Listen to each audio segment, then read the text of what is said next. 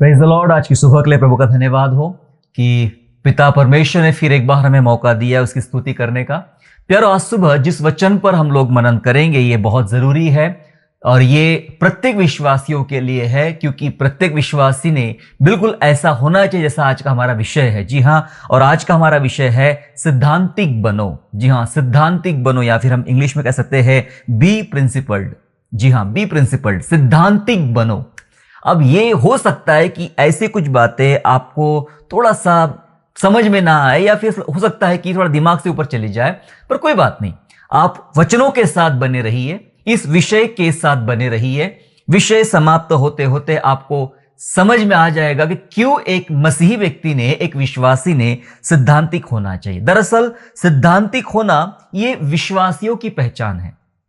हम जो विश्वासी होते हैं, हमारी एक पहचान है कि आप अपने एक सिद्धांत पे रहते हो। एक सिद्धांत है हमारा जो परमेश्वर ने बनाया है, या परमेश्वर ने हमें दिया है, या हमने पवित्र आत्मा के द्वारा या बाइबल पढ़ने के द्वारा हमने उस सिद्धांत को पाया है।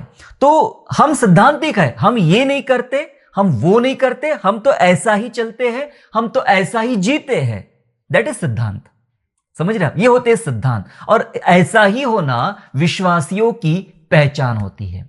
विश्वासी कई बार गलत उसका मतलब नहीं निकाल सकते हैं। जैसे कि हम कहते हैं कि भाई मिल जाओ, हम एडजस्ट कर ले समय के अनुसार, या फिर हम कॉम्प्रोमाइज कर ले, समझौता कर ले। ऐसा नहीं विश्वासी जी सकते हैं। समझौते वाला जीवन विश्वासियों का जीवन नहीं होता है। विश्वासियों का जीवन सिद्धांतिक होता है। जिस सिद्धांत पे वे चल रहे हैं वही सिद्धांत पे उन्हें आखिरी मरते दम तक चलना पड़ेगा, क्योंकि बाइबल हमें ऐसा सिखाती है। लेकिन जब हम समझौता करना शुरू कर दिए तो इसका यह मतलब होता है कि हमने जो सिद्धांतों को सीखा है उसे हम लोग बदल रहे हैं समय अनुसार। फायदा दिखा तो यह सिद्धांत, नुकसान दिखा तो यह वाला सिद्धांत, हम ऐसा बदलते रहते हैं। जी नहीं, हमें बदलना नहीं है। हम न बदलने वाले परमेश्वर की संतान हैं, और इसलिए हमारे सिद्धांत पक्के होना चाहिए। और सिद्धांतिक जो होना है यही विश्वासियों की पहचान है। अब बात करते हैं सिद्धांत के विषय में कि सिद्धांत कैसा होता है, सही सिद्धांत क्या होता है। बहुत सारे लोगों के बहुत सारे सिद्धांत हैं।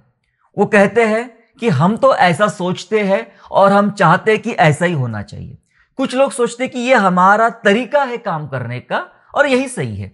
एक चोर जो होता है वो चोरी करने का उसका एक अपना तरीका होता है। उसे लगता है यही सही है, मैं कुछ भी गलत नहीं कर रहा हूं। मैं अगर चोर के घर में चोरी कर रहा हूं तो मैं कुछ गलत नहीं कर रहा हूं। उसकी सोच रहती है ऐसी। मेरे प्यारो, ऐसे सिद्धांत सही सिद्धांत नहीं होते हैं। तो सही सिद्धांत क्या होते हैं? बहुत बार हम अपने अपने सिद्धांत में बने तो रहते हैं, लेकिन हमें यह समझ में नहीं आता सही है या यह गलत है। मैं आपको बताना चाहता हूं सही सिद्धांत कैसे बनते हैं। उसके साथ दो चीजें शामिल होती है। पहले होता है सत्य, सच। सच क्या है, सत्य क्या है? सत्य शामिल होगा और सही समझ का बैलेंस। दो चीजें मिलती है। एक होता है सच, जो सच है सो सच है, सच होना चाहिए, सत्य होना चाहिए, और आपकी एक समझ होती है, और उस सही समझ का एक बैलेंस होता है। ऐसा नहीं कभी कभी एक्सट्रीम हो जाते हम लोग कि नहीं मैं ऐसा सोचता हूं कि ये ऐसा ऐसा वैसा वैसा, एक्सट्रीम हो जाते हम लोग। ऐसा नहीं होना चाहिए। एक बैलेंस होना चाहिए। हमारी समझ एक बैलेंस होना चाहिए। तो एक सही समझ का बैलेंस और सत्य, इसका मिश्रण जो तैयार होगा, इसकी जो मानसिकता होगी, यही मानसिकता सही सिद्धांत होता है। समझ रहे आप? सत्य और सही समझ का बैलेंस, ये एक साथ मिलाकर जो मानसिकता तैयार होती है उसी को हम लोग सही सिद्धांत बोल सकते हैं। वरना सिद्धांत तो बहुत है, गलत सिद्धांत भी है, वो भी अपने सिद्धांत होते हैं। और दुनिया में जो एनिमी है, दुष्ट लोग होते हैं, वे भी अपने सिद्धांतों पे चलते। दुनिया में तमाम प्रकार के दुष्ट लोग भी अपने सिद्धांतों के आधार पे चलते हैं। हम ये नहीं कह सकते वो सिद्धांतिक है तो सही लोग हैं, नहीं। सिद्धांत होना जरूरी है, लेकिन सही सिद्धांत होना ये उससे भी ज्यादा जरूरी होता है। कुछ वचनों के साथ समझने का प्रयास करेंगे। मेरे साथ निकालेंगे भजन संहिता अध्याय 32 और वचन 9। साम चैप्टर 32 एंड वर्स 9 वर्स ऐसा कहता है, तुम घोड़े और खच्चर के समान ना बनो जो समझ नहीं रखते।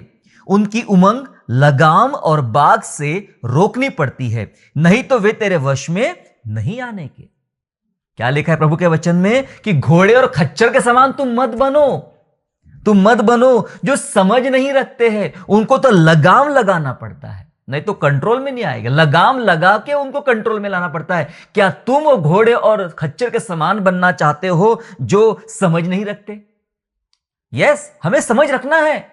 हमें घोड़े के समान, खच्चरों के समान बनने की जरूरत नहीं है कि हमें समय समय पर लगाम लगाई जाए तब हम लोग समझ रखें या फिर हम लोग कंट्रोल में आए। नहीं, हमें समझदार बनना है और समझ रखना है। जी हां, पशुओं के समान बनने की हमें आवश्यकता नहीं है। हम प्रभु के बहुत खास है, बहुत सुंदर लोग हैं परमेश्वर के, और प्रभु हमें पशु नहीं, प्रभु ने हमें इंसान बनाया है, और इंसान बनाया है तो उसने हमारे अंदर कुछ समझ को भरा है, और वो समझ हमारे अंदर होना चाहिए, और वही समझ होगी जो सही समझ होगी, जो आपको सही सिद्धांत की तरफ आगे बढ़ाकर ले जाएगी। अब थोड़ा जान लेंगे कि सिद्धांत क्या होता है। ये थोड़ा कठिन विषय भी है समझने के लिए, हो सकता है आपको थोड़ा सा जल्दी समझ में ना आए, लेकिन समझिए, पवित्र आत्मा की मदद मांगिए, प्रभु का वचन आपको समझाएगा। सिद्धांत क्या होता है, किस चीज का नाम सिद्धांत होता है, इसको समझ लीजिएगा। सिद्धांत क्या होता है? जी हां, किसी भी प्रकार के काम या जीवन को चलाने का नियम होता है सिद्धांत। किसी भी प्रकार के काम, कुछ लोगों का अपना एक सिद्धांत होता है कि हमारा ये व्यापार है, ये इस तरीके से ही चलाया जाता है, दूसरा कोई तरीका नहीं इसको चलाने के लिए। तो कोई प्रकार का काम जो होता है उसको चलाने का अपना एक तरीका होता है, अपना एक नियम होता है। लेकिन बात मैं यहां आज किसी प्रकार के काम की नहीं कर रहा हूं, बात विश्वासी जीवन की कर रहा हूं। इसलिए मैंने जीवन का नाम जोड़ा कि जीवन चलाने के लिए कुछ नियम होते हैं। क्या आपके पास आपका जीवन चलाने का अपना कोई नियम है? सोचिए, कोई नियम है आपके पास में कि हम हमारी जिंदगी एज ए बिलीवर हम ऐसा जीते हैं, हम ऐसा चलाते हैं, हम इस तरह से काम करते हैं? क्या ऐसा कोई नियम है? और जब यह नियम आपके साथ लगा रहेगा कि हमारी जिंदगी इस तरह से चलेगी, तो दैट इज सिद्धांत। वो सिद्धांत है आपके जीवन के लिए, जिसके द्वारा आपका मसीही जीवन चलाया जाता है। और जिस जीवन में कोई नियम नहीं है, मतलब कोई सिद्धांत नहीं है, वो जीवन फिर जीवन नहीं है। वो जीवन कोई जीवन नहीं है, बस आओ और जाओ, उसे कोई फर्क नहीं पड़ने वाला। सिद्धांत ये होता है, सिद्धांत वो होता है जो व्यक्ति की पहचान बनाता है। समझ रहे आप? आपकी पहचान आपका सिद्धांत, आपकी पहचान आपका सिद्धांत। कोई कह सकता है कि ये व्यक्ति झूठ नहीं बोलता, यस, ये सिद्धांत हो गया और ये आपकी पहचान है। कोई मान लेगा भाई इसने जो बोल दिया सो बोल दिया, ये कभी भी झूठ नहीं बोलता है, यस, वो सिद्धांतिक व्यक्ति है। किसी ने कह दिया इसने सच बोल दिया, तो वो सच के अलावा कुछ नहीं कहता है, ये सिद्धांतिक व्यक्ति है, सच के अलावा दूसरी बातें ही नहीं करता। ये उस व्यक्ति की पहचान बन जाती, एक तो झूठ बोलना, एक तो सच बोलना, या जैसा भी वो जो कुछ करता है, जैसा भी वो जो कुछ करता है वो उसकी पहचान है। कुछ लोग मिलावटखोर होते हैं, मतलब अपना व्यापार में, अपने कामों में मिलावटी करते हैं, और वो उसकी पहचान बन जाती, उसका सिद्धांत है। वो सोचता है कि घोड़ा घास से दोस्ती करेगा तो खाएगा क्या, अपना सिद्धांत बना लिया। इसलिए हम दोस्ती नहीं कर सकते अपने खाने के साथ में, हमें व्यापार करना उसके बीच में। यीशु मसीह ने हमें ऐसा कुछ सिखाया नहीं है साहब, समझ रहे आप? तो ये उसका सिद्धांत बन गया, और इसलिए लोग घर से ही उस व्यक्ति के प्रति उसकी धारणा लगा लेते हैं कि ये आदमी इस प्रकार का है, ये मिलावटखोर है, ये सच बोलने वाला है, ये झूठ बोलने वाला है, ये हत्यारा है, ये गाली गलौज करने वाला या प्रेम करने वाला है। जैसे भी ये उसकी पहचान बन जाती है। जिस सिद्धांतों पे आप अपना जीवन चलाते हो वो आपकी पहचान बनता है। सिद्धांत उसे कहते हैं, सिद्धांत उसे कहते हैं जिसके कारण आप या तो फायदा या नुकसान उठाते हो। समझ रहे आप? कई बार ऐसा होता है कि हमें फायदा भी होता है हमारे सिद्धांतों की वजह से। पता नहीं आप में से कितनों को इसका अनुभव होगा कि आपके अपने सिद्धांतों की वजह से आपने नुकसान भी उठाया है। समझ रहे आप? आपने नुकसान भी उठाया। उदाहरण के तौर पे कि भाई आपको किसी ने कुछ पैसा दे दिया और आपने कहा नहीं भाई मैं तो इससे नहीं ले सकता, मेरा सिद्धांत है, मैं ऐसा बेफिजूल किसी से पैसा लेता नहीं हूं। तो आपके हाथ में आया हुआ पैसा आपने लौटा दिया। क्यों? ये आपका सिद्धांत की वजह से। आपका सिद्धांत ऐसा है, आप स्वाभिमानी हो, आपका सिद्धांत आपको रोकता है कि मैं ऐसा किसी का पैसा नहीं ले सकता, ऐसा किसी की मुफ्त में चीज नहीं ले सकता। वो आपके सिद्धांत की वजह से आप कई बार भूखे रह जाते हो, आपको पैसा लौटाना पड़ता है, या जो कुछ आप तकलीफ उठाते हो। क्यों तकलीफ उठाई? सिद्धांतों के कारण। और कई बार ऐसा होता है कि आप सही सिद्धांत पे चलते हो और उसकी वजह से सच में आपका फायदा भी होता है, सच में आपको आशीष भी होती है। मैंने 3 बातें बताई, सिद्धांत किसे कहते हैं, 3 बातें बताया कि किसी भी प्रकार के काम या जीवन को चलाने का नियम को सिद्धांत कहते हैं। मैंने बताया कि सिद्धांत वो होता है जो आपकी पहचान बनाता है। और तीसरी बात मैंने ये बताया, जिसके कारण आप फायदा या नुकसान उठाते हो उसे सिद्धांत कहते हैं। और मैं सोचता हूं कि ये चंद समय में आपने समझ लिया सिद्धांत क्या होता है और किस प्रकार से काम हमारी लाइफ में करना चाहिए। पर अब वचनों के साथ कुछ समझने का प्रयास करेंगे कि सिद्धांत कैसे होना चाहिए। मैं बताना चाहता हूं कि सिद्धांत जो होते हैं हमारे, वे समय अनुसार उसके अंदर बदलाव करते रहना नहीं चाहिए। जी हां, करते रहना नहीं चाहिए, बदलाव नहीं होना चाहिए हमारे सिद्धांतों में कि आज ऐसी परिस्थिति है तो आज हम ये वाला सिद्धांत अपना लेते हैं, कल परिस्थिति ठीक हो जाएगी तो कल वो वाला सिद्धांत अपनाएंगे। नहीं, सिद्धांत तो सिद्धांत होता है मेरे प्यारों, और ये बदलता नहीं है। चाहे आप भूखे हो, चाहे आपका पेट भरा हुआ हो, सिद्धांत उसके हिसाब से काम नहीं करता है। आइए वचन क्या कहता है समझने का प्रयास करें। मेरे साथ निकालेंगे मत्ती रचित सुसमाचार अध्याय 5 और वचन 37। Gospel of Matthew chapter 5 and verse 37 verse ऐसा कहता है, परंतु तुम्हारी बात हां की हां या ना की नहीं हो, क्योंकि जो कुछ इससे अधिक होता है वह बुराई से होता है। वचन कह रहा है तुम्हारी बात हां की हां हो या तुम्हारी बात ना की ना हो। क्या सिखा रहे प्रभु यीशु मसीह यहां पे? प्रभु यीशु सिखा रहे कि आप एक सिद्धांतिक व्यक्ति हो, और सिद्धांतिक व्यक्ति समय अनुसार बात नहीं बदलेगा। अगर उसकी बात हां है तो हां ही, आखिर तक हां ही रहेगी, वो ना नहीं पलटेगा। अगर ना बोल दिया आपने तो आखिरी समय तक आपको ना बोलना चाहिए, है ना। सिद्धांतिक व्यक्ति बदलता नहीं है। पता है, कभी कभी हमारे सिद्धांत बड़े विचित्र होते हैं और हम उसको बहुत ही हल्का ले लेते हैं और फिर कई बार उसको जीवन में लागू करना चाहते हैं। मेरे जीवन में ऐसे कई सिद्धांत हैं जो नकली है, समझ लीजिए आप, नकली सिद्धांत है, लेकिन उसका उपयोग सिर्फ खाने पुरता है, लाइफ में उसको लागू नहीं होता है। खाने एक पुरता कैसा है मैं बताना चाहता हूं। कई बार जब हम खाना खाने बैठते हैं तो मेरी पत्नी कहते जब खाना परोसती है, दू ये, तो मैं नहीं कहता हूं, मैं कहता हूं नहीं।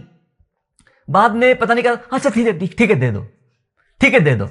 तो ये कौन सिद्धांत है भाई? पहले तो नहीं बोलते फिर ले लिया। तो मेरी बीवी भी हंसती रहती है, क्या है पहले नहीं बोलते फिर ले लेते हो। तो कई बार वो सोचती है अभी नहीं बोलने वाले डाल ही दो तो अच्छा है, वो हां ही बोलना है आखिरी में। समझ रहे आप? ये सिद्धांत खाने के लिए ठीक लगता है, समझ रहे आप, खाना खाने के लिए ठीक है, जिंदगी जीने के लिए सिद्धांत ठीक नहीं कि एक बार आपने ना बोल दिया और बाद में आप हां कह रहे हो तो आपका यह सही सिद्धांत नहीं होगा आपके जीवन चलाने के लिए बारे में। समझ रहे? इसलिए यीशु प्रभु कह रहे हैं कि तुम्हारी बात हां की हां हो और ना की ना हो। मैंने क्या करना है, मैंने जिस बात को बहुत ही हल्का लिया कि खाने के बारे में ऐसा करता हूं, कई बार ना बोल के हां बोल देता हूं। दरअसल मुझे यहां पर भी सुधार लाने की जरूरत है, क्योंकि यदि हम छोटी छोटी बातों में हां की हां ना की ना में चलेंगे तो हम जीवन में बड़ी बड़ी बातों में हम खंभीर रूप से खड़े रहेंगे, मजबूत खड़े रहेंगे कि इस बात के लिए मैं हां कहता हूं और इस बात के लिए मैं ना कहता हूं। आपका ना दोबारा कभी भी हां में नहीं बदलेगा और आपका हां कभी भी ना में नहीं बदलेगा। परिस्थिति चाहे कितनी भी बदलने दो, आप नहीं बदलना चाहिए। हालेलुया।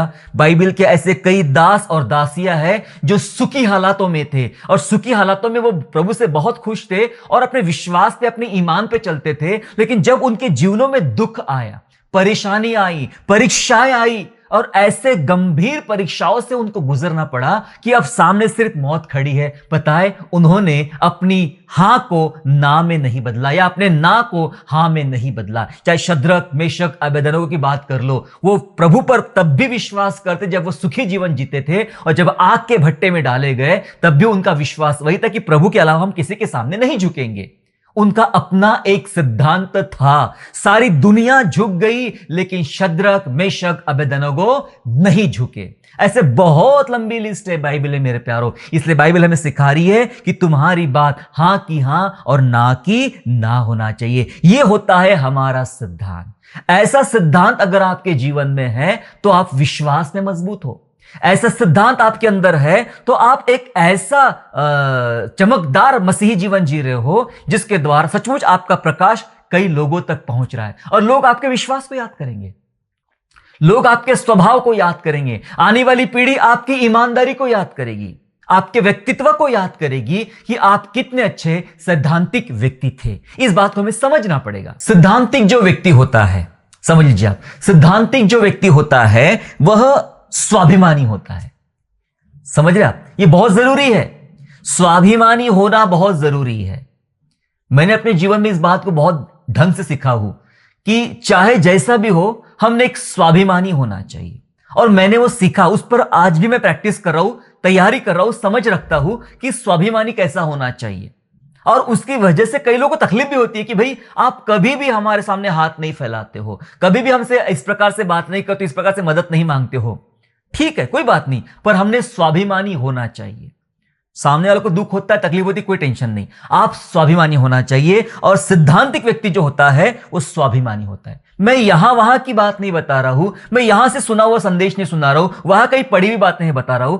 मैं जो बताता हूं वही जो मैं सीखता हूं, परमेश्वर के साथ संगति में बैठकर जो मैं सीखता हूं, जैसा मेरा अनुभव रहा है उसके साथ में, बस वही बातें मैं आपके सन्मुख शेयर करता हूं। मुझे किसी प्रकार का ज्ञान और किसी प्रकार की उत्तम बातें मैं दूसरों से बेहतर हूं ऐसा बताने के लिए आपके सन्मुख मुझे नहीं रखना है। ये मेरे अपने अनुभवों के साथ परमेश्वर का वचन है। मैं सिखाना चाह रहा हूं कि सिद्धांतिक व्यक्ति स्वाभिमानी होता है और वह खुद पर किसी भी प्रकार का दोष नहीं रखना चाहता, खुद पर किसी भी प्रकार का दोष नहीं रखना चाहता, एक स्वाभिमानी होता है, और होना चाहिए।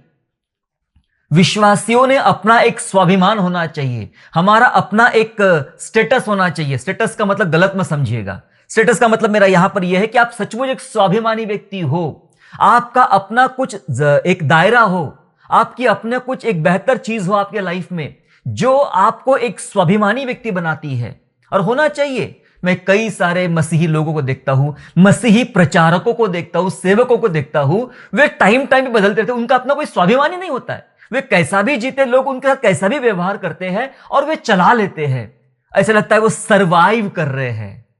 बस कैसा ना कैसे करके हमारा जीवन सरवाइव करना है, ना कि हमें सर्व करना है। मैंने इसका अर्थ पहले भी बता चुका हूं, सर्व करना अलग होता है और सरवाइव करना अलग चीज होती है। हमें सरवाइव करने के लिए नहीं, हमें सेवा देने के लिए, सर्व करने के लिए परमेश्वर ने हमें बुलाया है। एक स्वाभिमानी व्यक्ति जो सिद्धांतिक होता है वो खुद पर, स्वयं पर किसी भी प्रकार का दोष नहीं रखना चाहता, नहीं आने देना चाहता कि मैं किसी भी दोष में नहीं बंधे रहना चाहता हूं कि ये दोष मेरे सिर पे रहे और जिसके कारण मुझे जिंदगी भर नीचे देखना पड़े या शर्मिंदा होना पड़े। मैं आपको बाइबल से उदाहरण बताना चाहता हूं, और उदाहरण है इब्राहिम के जीवन से। जी हां, उदाहरण है इब्राहिम के जीवन से, और उत्पत्ति के 14 अध्याय में जब आप पढ़ोगे तो आपको समझ में आएगा कि इब्राहिम ने लूट लेकर आया, इब्राहिम लूट का माल लेकर आया, और उस समय सालेम का राजा मलिकिसिदेक जो याजक भी था, उसके सन्मुख इब्राहिम ने अपनी भेंटें जो उसने लूट लाया था उसका 10वां अंश उसको देना शुरू कर दिया। दोनों के बीच में क्या संभाषण हुआ थोड़ा सुनिए, ताकि आपको समझ में आएगा कि इब्राहिम कैसा एक सिद्धांतिक व्यक्ति था और साथ में स्वाभिमानी व्यक्ति भी था। 14 अध्याय और वचन 22 और वचन 23, Genesis chapter 14 and verse 22 and 23, जहां लिखा है, अब्राम ने सदोम के राजा से कहा, परम प्रधान ईश्वर यहोवा जो आकाश और पृथ्वी का अधिकारी है, उसकी मैं यह शपथ खाता हूं कि जो कुछ तेरा है उसमें से ना तो मैं एक सूत और ना जूती का बंधन, ना कोई वस्तु लूंगा, कि तू ऐसा न कहने पाए कि अब्राम मेरे ही कारण धनी हुआ। हालेलुया! क्या स्वाभिमान है अब्राम का। सामने से मलिकिसिदेक ने बात किया कि मुझे जरूरत नहीं है ये सब चीजों की, ऐसा कर, ये भेड़ बकरियां थोड़ा सा दे दे, बाकी सब तू रख ले, मुझे कोई जरूरत नहीं, मैं ऑलरेडी बहुत है मेरे पास में। और अब्राहम उसको तो महायाजक मानता था। जी हां, और शालेम के राजा मलिकिसिदेक के सामने जब लूट का 10वां हिस्सा निकालना शुरू कर दिया उसने, 10वां हिस्सा निकालने में इब्राहिम बड़ा ईमानदार, एक एक क्या क्या पॉइंट लिखा है सुना आपने, यहां लिखा है, मैं कोई एक सूत, एक धागा भी अगर मेरे हिस्से में आया तो रखूंगा नहीं वो दशमांश में से।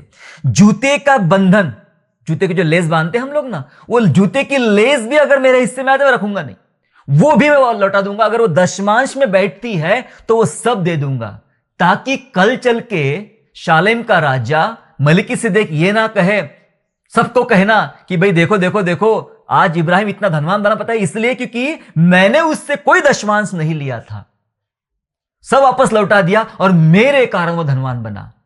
ऐसा वो अपने ऊपर दोष नहीं लाने देना चाहता। इब्राहिम बोलता कहीं ऐसा ना हो कि तू ये कहने लग जाए कि अब्राहम मेरे कारण धनवान हुआ। नहीं रे बाबा, जो तेरा है वो तुझे देने को मैं तैयार हूं। प्रभु यीशु ने सिखाया है जो कैसर का है वो कैसर को जो दो, और जो परमेश्वर का है वो परमेश्वर को दो। उसके अंदर कोई भी चोरी चालाकी करने की कोशिश ना करो। क्यों ऐसा किया सामने से इब्राहिम ने? इसलिए किया क्योंकि वो खुद पर किसी भी प्रकार का दोष नहीं रखना चाहता था। वो एक स्वाभिमानी सैद्धांतिक व्यक्ति था। ये मेरा सिद्धांत है, ये मेरा स्वाभिमान है और मैं अपने ऊपर कोई दोष नहीं रखना चाहता हूं। यदि आप सिद्धांतिक व्यक्ति है, सुन लीजिए, यदि आप सिद्धांतिक व्यक्ति है तो आप अपने आप पर किसी भी प्रकार का दोष नहीं आने देंगे। अपने ऊपर कोई आपको बोले ये तो मेरे पैसे से धनवान बना है, ये तो चोर है, ये तो ऐसा काम करता है, ये तो वैसा काम करता है, इसने मुझे ठगा है, इसने मुझे लूटा है, इसने मेरे साथ में धोखा किया है, ऐसा कोई आरोप आपके अंदर आपके ऊपर नहीं होना चाहिए, जीते जी भी और मरने के बाद भी। हां, नकली आरोप लगते उसके लिए कोई कुछ नहीं कर सकता, लेकिन आपका हृदय स्वच्छ होना चाहिए कि मैंने मेरे जीवन पे कोई आरोप नहीं रखा, मैं अपने आप को आरोप मुक्त करता हूं और जहां जहां मेरा आरोप था मैं उससे आजाद होता हूं।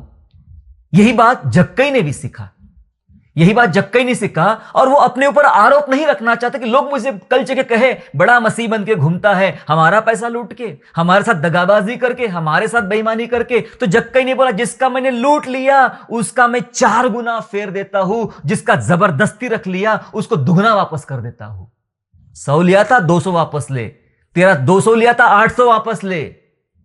वो अपने ऊपर कोई दोष नहीं रखना चाहता है और ऐसा सैद्धांतिक बन रहा है। और प्रभु यीशु ने कहा मैं कहता हूं आज इस घर में उद्धार आया है, क्योंकि यह व्यक्ति सैद्धांतिक बन रहा है, उद्धार प्राप्त कर रहा है, मसीह के रास्ते पे चलना शुरू कर रहा है। इसलिए खुद पर दोष नहीं आने देना। आपको और मुझे ये करना जरूरी है मेरे प्यारो। हमारा अपना एक सिद्धांत होना चाहिए और हमारे पर कोई दोष नहीं आना चाहिए। चाहे आप सेवक हो, चाहे आप साधारण विश्वासी हो, कोई फर्क नहीं पड़ता, लेकिन आप पर किसी प्रकार का दोष नहीं रखना चाहिए कि इसने मेरा पैसा खाया, इसने मेरे साथ लूटा, इसने मुझे झूठ बोला, इसने मुझे मूर्ख बनाया। यह नहीं होना चाहिए। आप ट्रांसपेरेंट होना चाहिए आपका जीवन लोगों के सामने और परमेश्वर के सामने। जी हां, अगली बात को समझते हैं। सिद्धांत जो होते हैं, सिद्धांत बनावटी जीवन जीने नहीं देता। अगर सचमुच आपके अंदर सिद्धांत है ना, तो सिद्धांत आपको बनावटी जीवन जीने नहीं देगा और दुख उठाने को प्रेरित करेगा। अपने सिद्धांत की वजह से दुख उठाने को प्रेरित करेगा और बनावटी जीवन जीने से बचाएगा। बहुत बार मैं लोगों को देखता हूं, वे बहुत प्रकार के बनावटी जीवन जीते हैं। मैंने कई लोगों को देखा जिनकी बनावटी शैली की वजह से मुझे बहुत बुरा लगता है। ये कैसा बनावटी है? लोगों की भाषा बनावटी होती है। बहुत सारे लोग आते हैं, मुझे ऐसा बोलना नहीं आता, मैं प्रचार भी ऐसा करता हूं, मैं साधारण बातें भी ऐसी करता हूं, मैं प्रार्थना भी ऐसी करता हूं, मेरा टोन, मेरा तरीका एक जैसा है, बदलता नहीं है। पर मैंने बहुत सारे लोगों को देखा जो एक बनावटी जीवन जीना चाहते हैं। उनको लगता है मैं मसीह बन गया हूं, मैं पास्टर बन गया हूं, मैं सेवक बन गया हूं, अब मेरी भाषा थोड़ा सा अच्छी होना चाहिए। तो साधारण बात करते करते करते करते वे एक अलग टोन में आते हैं और बात करते प्रेज द लॉर्ड ब्रदर। अरे अभी आप सादी बात कर रहे, अचानक आपका टोन ऐसा मखमली जैसा क्यों बन गया? प्रेज द लॉर्ड सिस्टर, आप कितने अच्छे हैं। क्यों? ये बात ऐसी बोली जा सकती थी, सिस्टर प्रेज द लॉर्ड आप तो बहुत अच्छे हैं, ऐसा भी बोला जा सकता था। आपको उसको घुमा के बना के सामने वाले की नजर में आप अपनी महानता बताने का प्रयास क्यों कर रहे हो? तब पता चलता है ये तो बहुत बनावटी है, ये बहुत बनावटी है। समझे? हम जब अधिकारियों के पास जाते, पुलिस ऑफिसर के पास जाते, सर सर सर सर, वहां से निकल जाओ तो उनको गालियां देना शुरू कर देते। कहा गया आपका झुकना, सर सर बोलना। हम बनावटी होते हैं।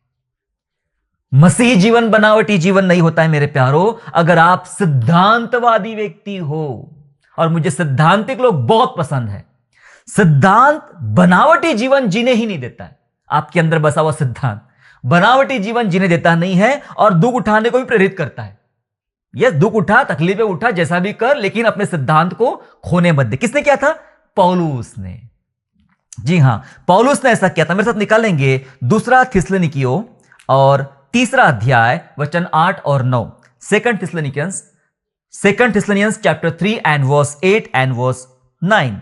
तीसरे अध्याय का 8-9 ऐसा कहता है, सुनिए ध्यान से। और किसी की रोटी सेंत में ना खाई, पर परिश्रम और कष्ट से रात दिन काम धंधा करते थे कि तुम में से किसी पर भार ना हो। यह नहीं कि हमें अधिकार नहीं, पर इसलिए कि अपने आप को तुम्हारे लिए आदर्श ठहराए कि तुम हमारी सी चाल चलो। हालेलुया! कितनी सुंदर बात पौलुस सिखा रहा है। कहता है कि हमने रोटी सेंत में, मुफ्त में रोटी नहीं खाई।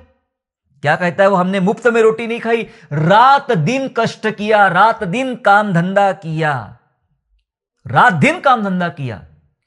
सिखा रहा है परमेश्वर का वचन तमाम उन सेवकों को जिनको तमाम काम करना पड़ेगा प्रभु के राज्य में, और अपना जीवन चलाने के लिए भी काम करना पड़ेगा। हां, इंडिया में कई बार परेशानी अलग होती है कि हम इस प्रकार से काम नहीं कर सकते हैं, लेकिन करना तो चाहिए।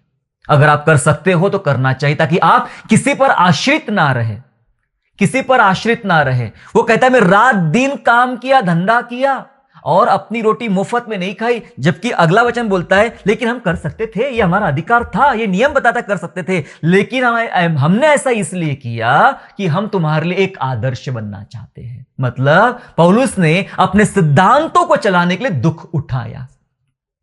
कब टाइम मिलता होगा उसको? कभी सोचा आपने? कितनी लंबी प्रार्थना करता होगा, क्योंकि सेवा बहुत लंबी करना है। कितनी यात्राएं किया उसने, 3 मिशनरी बड़ी बड़ी यात्राएं किया, कितने सारी कलीसियाओं की स्थापना किया, कितनी पत्रियां लिखा। नया नियम लगभग आधा पौलुस ने ही लिखा।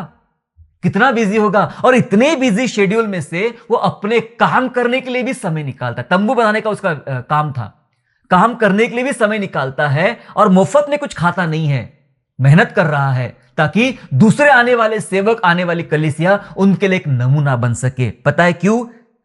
क्योंकि सिद्धांत व्यक्ति को बनावटी जीवन जीने नहीं देता है। क्या आप बनावटी जीवन जी रहे हो? नकली जीवन जी रहे हो? लास्ट संडे में मैसेज सुना, नकली जीवन जी रहे हो, बनावटी जीवन जी रहे हो, कुछ तो भी बना के जो है नहीं वो बताने की कोशिश कर रहे हैं आप किसी के भीतर लालसा डालने का प्रयास कर रहे हो कि मैं ऐसा इमोशनल बातें करूंगा तो मेरा सामने से फायदा हो जाएगा। मैंने बहुत सारे लोग देखे जो इमोशनल बातें करके सामने से फायदा उठाते हैं। बनावटी जीवन आप नहीं जी सकते, इससे आपको तकलीफें भी होगी। सुन लीजिए, इससे आपको तकलीफें भी होगी। कई बार लोग मुझे कहते हैं आपको कोई जरूरत हो तो मुझे बोल देना, बेझिझक बोल देना, मैं मदद करने तैयार हूं। अरे मुझे रोज जरूरत होती लेकिन मैं बोल नहीं सकता, ये मेरा अंदर बैठा हुआ सिद्धांत मुझे मना करता, बिल्कुल नहीं बोलना। परमेश्वर के पास बोलना, परमेश्वर मदद करेगा, किसी के सामने हाथ नहीं फैलाना।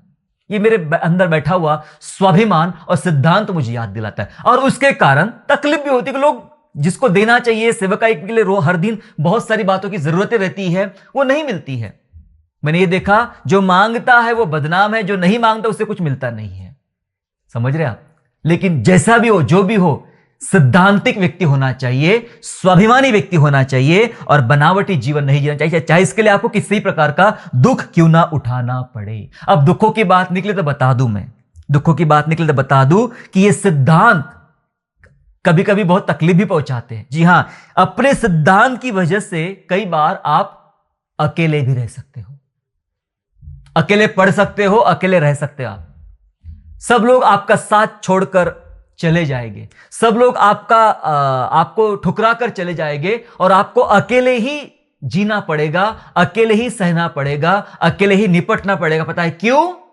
क्योंकि आपके अपने सिद्धांत वैसे है, वो सिद्धांत जिसके बारे में ऑलरेडी बात कर चुके हैं, जो सत्य के साथ और समझ की सही बैलेंस के साथ तैयार किए जाते हैं परमेश्वर के वचन के अनुसार। समझ रहा? किसकी बात करो? पता है? प्रभु यीशु मसीह की। किसकी बात करूं?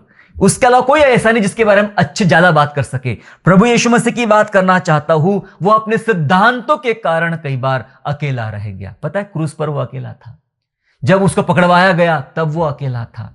ऐसे कई घटनाएं बाइबल बताती कि वहां यीशु अकेला ही रह गया था। बहुत घटनाएं बाइबल में ऐसी जहां यीशु अकेला ही रह गया था। पर मैं कुछ अलग ध्यान आपका ले जाना चाहता हूं। कई बार हम बाहर तो अकेले रह जाते हैं, लेकिन भीतर में आपके बाहरी लोग, कलीसिया के लोग, आस पड़ोस के लोग आपके साथ बुरा व्यवहार करें, समझ में आता है। लेकिन अगर आपके घर के लोग आपके साथ बुरा व्यवहार करें, वो आपको ना समझे, वो आपकी ना माने, या आपके अगेंस्ट में खड़े रहे, तो आप पर क्या बीतेगी?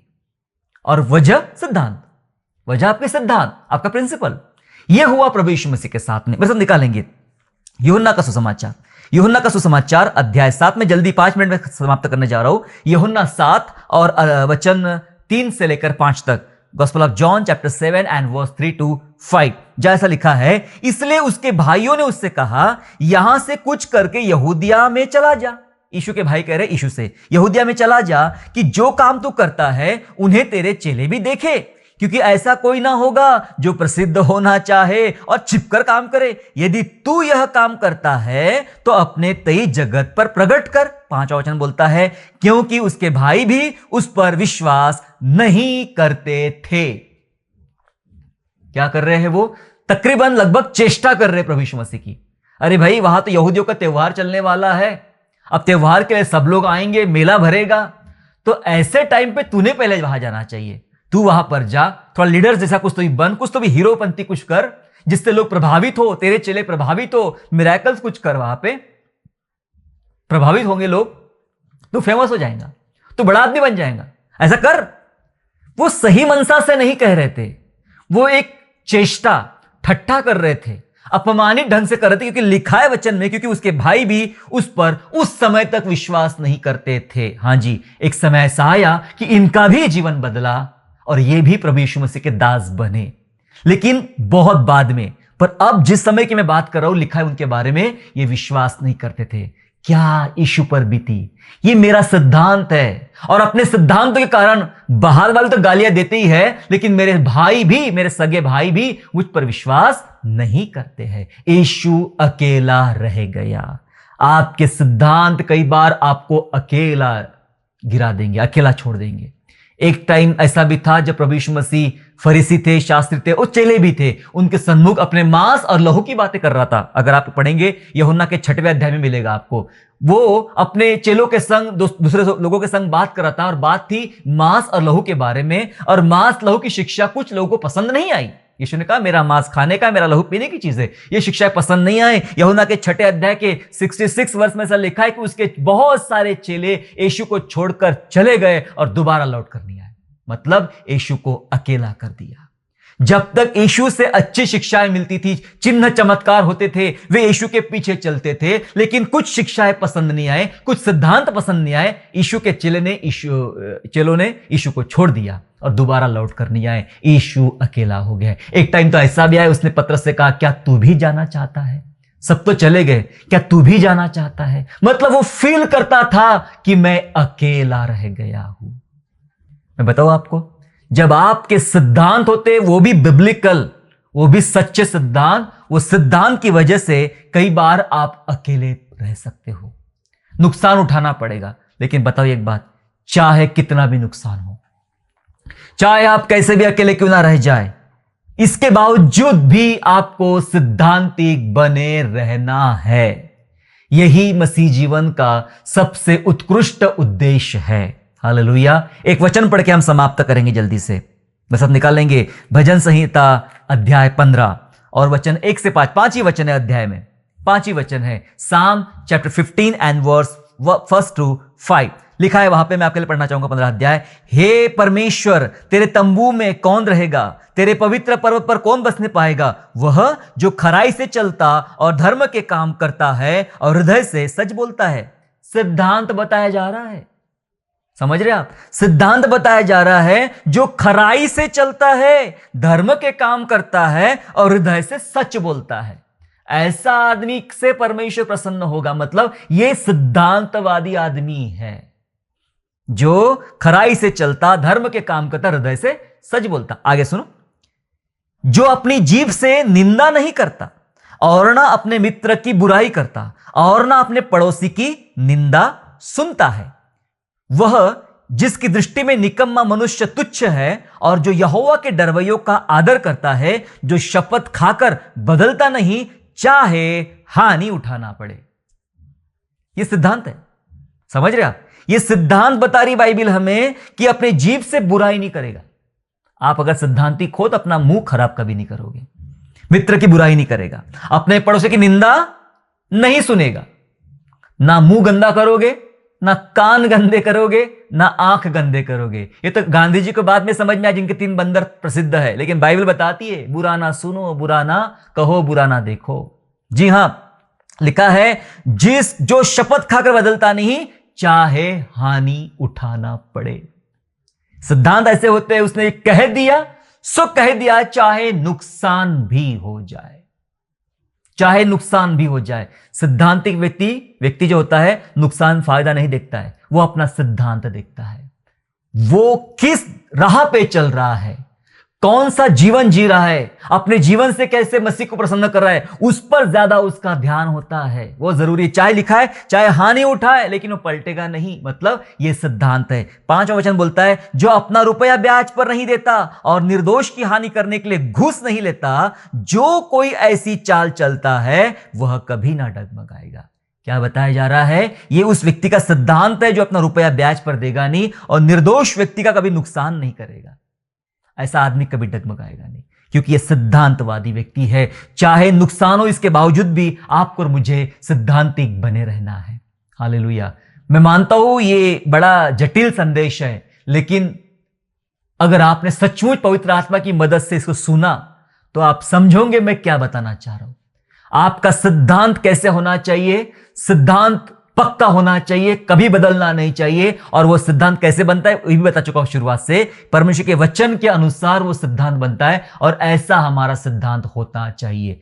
फायदा भी होता है, नुकसान भी होता है, तकलीफें भी होती है, अकेले भी आप रह जाओगे, स्वाभिमानी भी बनोगे, मेहनत भी करना पड़ेगा, बहुत कुछ करना पड़ेगा, क्योंकि आप सिद्धांत की वजह से। और ऐसा सिद्धांतिक व्यक्ति जब स्वर्ग राज्य में जाएगा तो परमेश्वर उसका आदर करेगा और कहेगा, धन्य है मेरे बेटे, तू कितना सही जीवन जिया, कितना सुंदर जीवन तूने जिया। आइए हम सिद्धांतिक बने, और सिद्धांतिक जो बनना चाहते आज, मैं उनके लिए प्रार्थना करना चाहता हूं। अगर आप के पास कोई प्रकार के सिद्धांत नहीं है, पक्के सिद्धांत नहीं है, तो आज दुआ करें और प्रभु से कहे, प्रभु मुझे सैद्धांतिक बना, मेरा अपना एक प्रिंसिपल हो जो प्रभु के वचन के अनुसार मैं वैसा जीवन जीना चाहता हूं। आइए हम लोग दुआ करें। पिता यीशु के नाम से आपका हम धन्यवाद करते हैं, क्योंकि प्रभु आप महान, अति महान, सामर्थी परमेश्वर हैं। हमने जान लिया कि हमारे सिद्धांत क्या होते हैं, हमने सिद्धांतवादी क्यों बनना चाहिए।